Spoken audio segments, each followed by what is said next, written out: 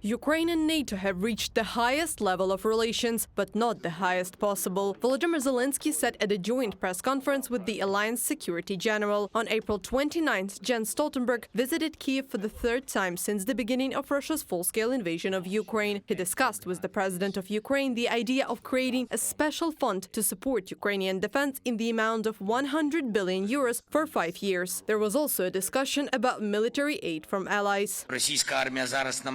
The Russian army is now trying to take advantage of the fact that we are waiting for supplies from partners, primarily the United States of America. That is why in-time deliveries means the stabilization of the front, 155 mm caliber artillery, long-range weapons and air defense, primarily Patriot systems. This is what our partners have and what must work here in Ukraine to destroy Russian terrorist ambitions. Stoltenberg admitted in recent months some NATO countries have failed to fulfill their promises on military support to Kyiv. However, the situation will change in the near future, he assured, especially after Washington decided to allocate more than $60 billion in additional aid to Kyiv.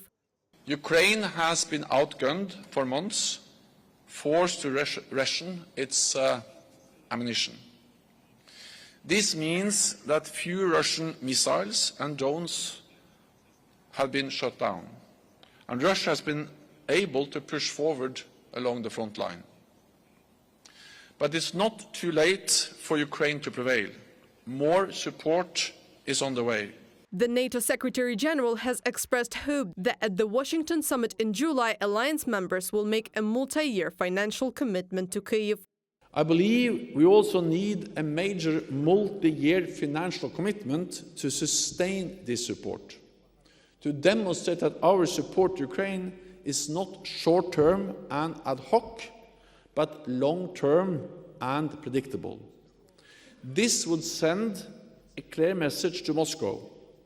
They cannot win and they cannot wait us out. NATO is confident that Ukraine will become a member of the North Atlantic Alliance, although it is difficult to predict when exactly. Volodymyr Zelensky believes that this may happen after Ukraine's victory over the Russian Federation. In my personal opinion, we will be in NATO only when we win. I do not believe that we will be taken into NATO during the war. This is a risk for some of the NATO members. Some of them are just skeptical about it. NATO as an organization is important for us in terms of collective security guarantees, because we have bilateral agreements with individual countries on military assistance and exchange of information. Coordination of military assistance is done through the Ramstein format now, although the option of transferring coordination to NATO is now being considered. In the meantime, the alliance is doing everything possible to make the Ukrainian armed forces operationally compatible with the armies of the NATO member states. This is a two-way progress, according to the Jens Stoltenberg. The experience of Ukrainian servicemen is very valuable for the alliance. We are happy to share experiences and teach you what we know, but we have a lot to learn from you. And one of the important decisions I expect that we'll make at the NATO summit in Washington is to have the final decision on the joint training and evaluation center to be established in Bydgoszcz in Poland, where we will continue to try to teach you, but we also will learn from you and your experience from the war. So we are integrating, we are moving in the right direction, and the faster the better. That's good for you and good for us.